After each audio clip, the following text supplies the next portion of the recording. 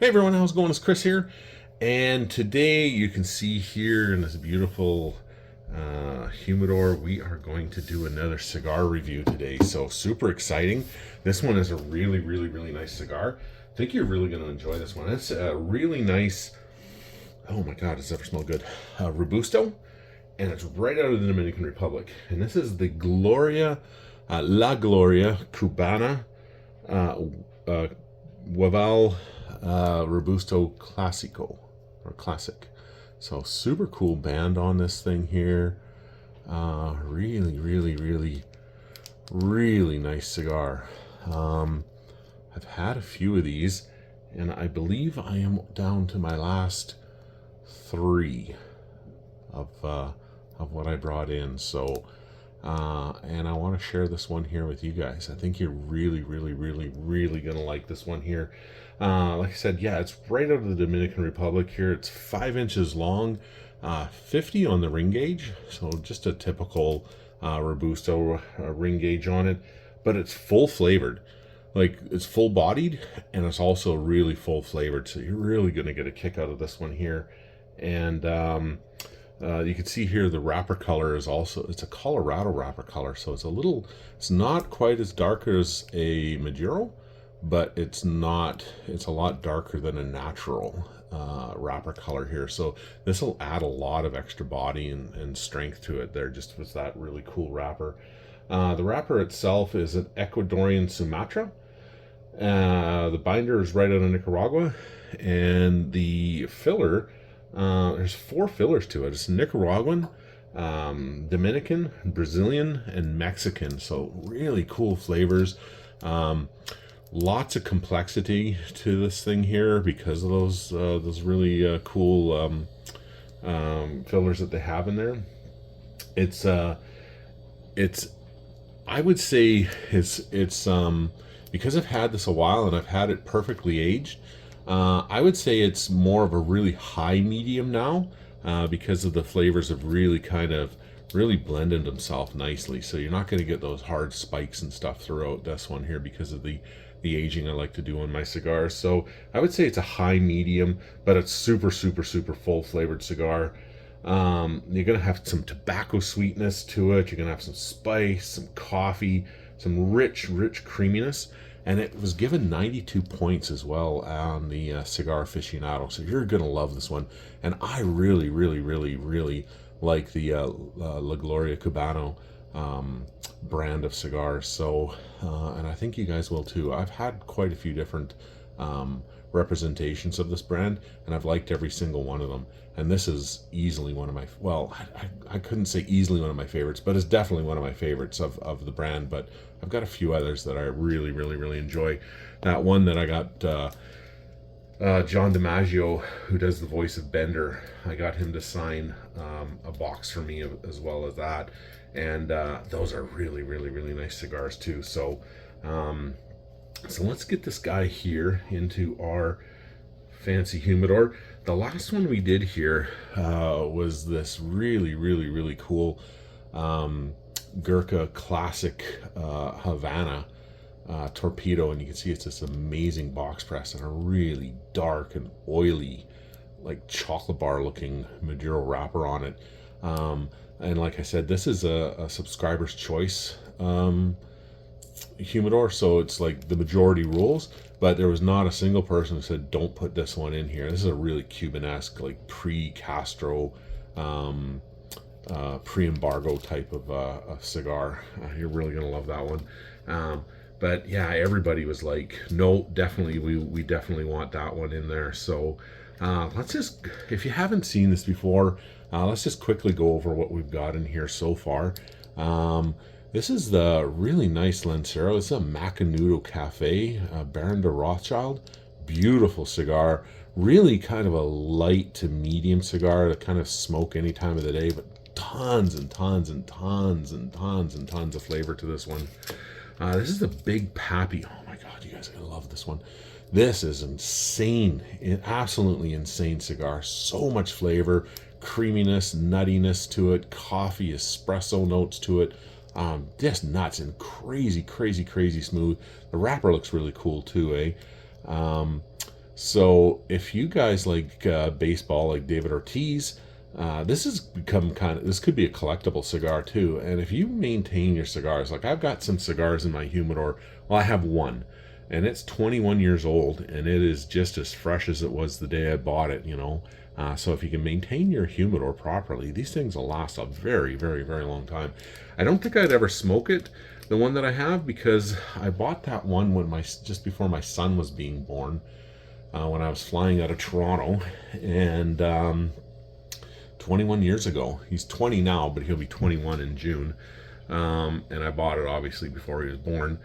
But the cigars are really, really, really nice. But I maintained it, and it is an absolutely perfect tip-top shape, and smells absolutely amazing. I really want to smoke it, but it's the only one I've got, and I really kind of want to save it. It's a special cigar to me. I'm looking for a versatile smoke. One that's equally good in a crowded elevator or an audience with the Pope. This one here is the Rocky Patel White Label Churchill, and this is another absolutely incredible cigars. You guys have been really kind of picking some really nice ones here to go into to your humidor, so I literally cannot wait to give this one away. This is my first real subscriber's choice humidor, letting you guys choose what goes in there. So it's kind of exciting. It's really kind of cool. So we're kind of bespoking this humidor for one of my lucky subscribers, and this is the second humidor I'm giving away for my getting to 1,000 subscribers. So we gave one away already, and then I wanted to do another one, but I wanted to do a subscriber's choice, and I know I said if I can get to 1,000 subscribers before we get this humidor filled up, I'll do another one. And you guys did not disappoint at all, and you guys never disappoint ever, like ever. The chemical energy keeps my fuel cells charged. What are the cigars for? They make me look cool. You guys are absolutely incredible, and I really appreciate you guys more than you could ever possibly know. I really truly do. And so it's just my little way of saying thank you. Thank you for all the fun you've been giving me, and all the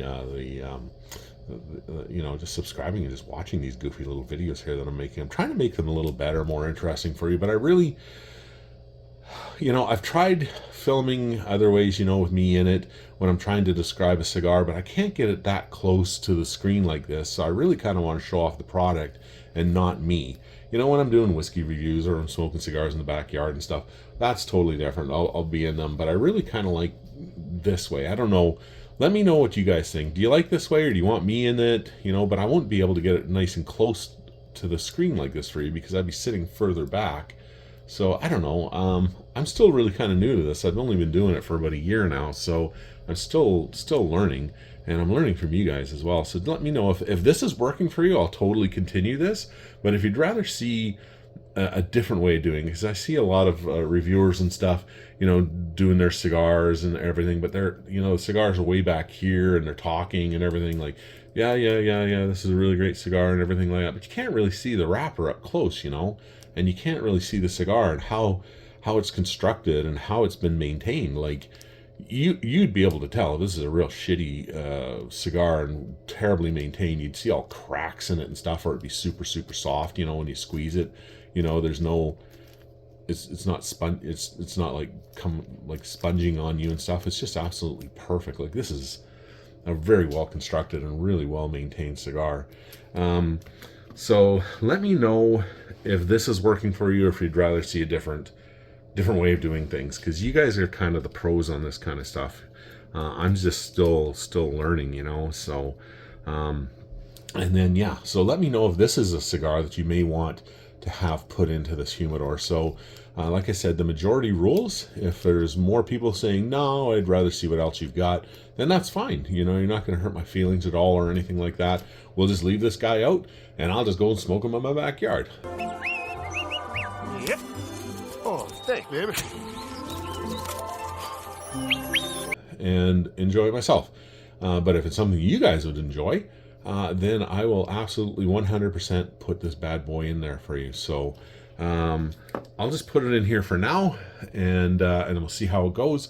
And if it's good, then the lid's shut, and it's going to be part of your humidor. So far we've done 1, 2, 3, 4, 5, with lots and lots and lots more to come. You've seen how we layer these things up here and fill these darn things right up on you. So there's going to be a lot more cigars to come, but I really truly appreciate it, guys. Appreciate it a lot. Yeah, please like and subscribe to this channel. Share this with anybody that you may find value in this. I'll just be right back here. So some of the guys, they were some of my subscribers are like, you know, that last video you did there with some of your airplane stories and stuff like that, on how that guy scared the crap out of you.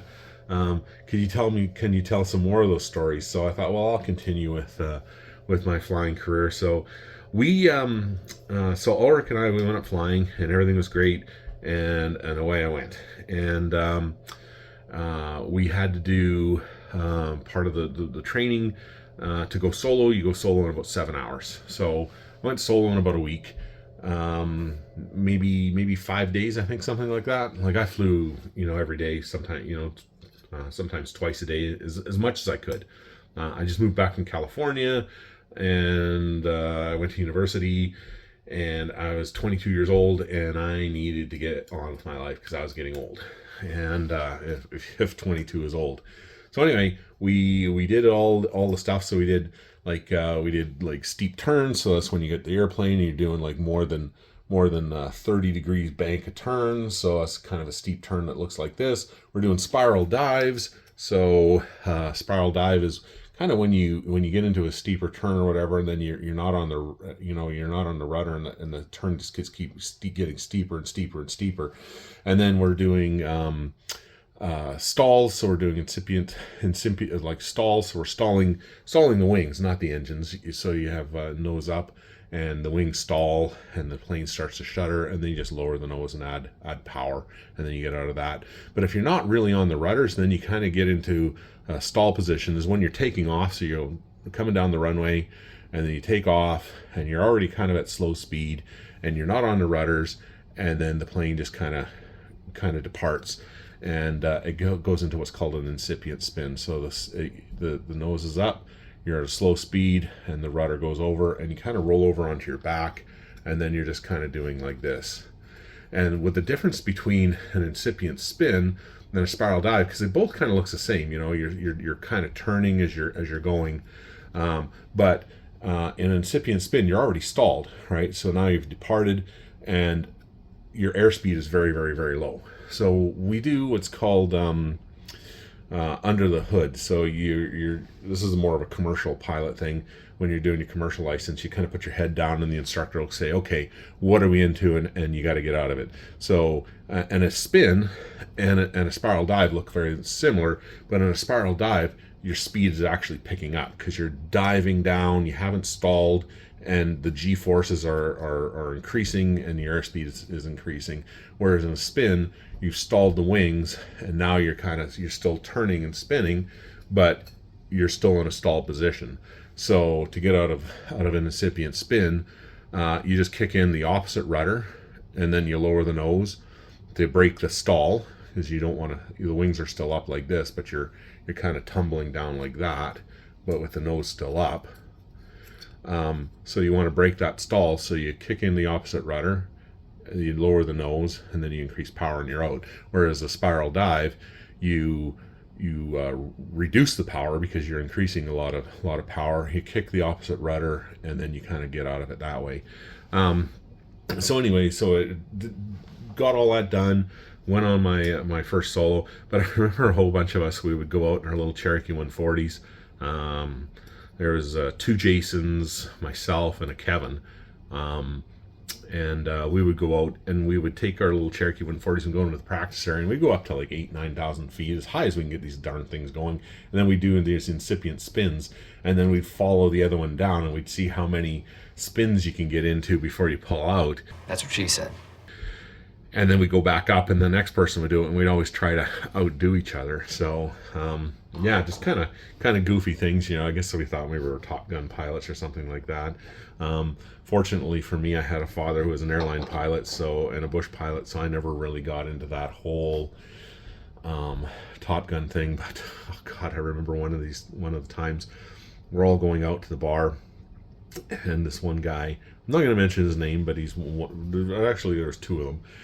They were like, "Hey, Chris, do you think you can get your dad's uniforms and stuff, and we can go out to the bar in pilot uniforms?" And I'm like, "Are you nuts? Are you?" I just about hit them. I'm like, "Are you absolutely insane?" And first I started laughing because I thought it was a joke. And they're like, no, we want to go pick up girls. And I said, no girl's going to be interested in some loser guy in a bar in a pilot uniform. So like, forget it. And they don't know if you're coming or going flying either, right? I mean, no, we're not doing that. And if I took my dad's uniforms, I would be grounded forever, and I probably would never become a pilot. So forget it. That's never, ever, ever going to happen. God, use your head, guys. What's wrong with you? But these two idiots, they went to the flight club in Winnipeg. We had an instrument, multi-instrument rating pilot club there.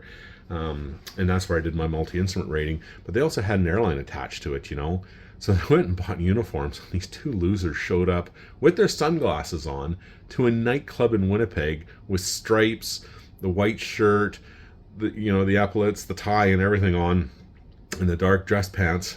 They looked like the biggest losers ever. And these two idiots thought they were Top Gun pilots, and they had not even a private pilot license yet. Oh God, I couldn't stop laughing at them, and I'm sure a lot of people in the bar were laughing at them too. They totally struck out. No one thought they were cool. But anyway, enough of that. I'll do another pilot story later on. But anyway, this is what we've got here so far. Let me know about this guy here if you want the Gloria Cubana Classico or Classic Wavell Robusto in your humidor. Thanks again. Thanks for watching. Thanks for listening to my wacky little pilot stories here. It's just a 3D printed airplane. You can see it's all kind of crappy in the bottom, but I thought it would be kind of a good way of showing you flying stuff. But yeah, anyway, please like and subscribe and share this with anybody you think that may have some interest in it. Have yourself a great day, and we'll talk to you real soon. Bye-bye.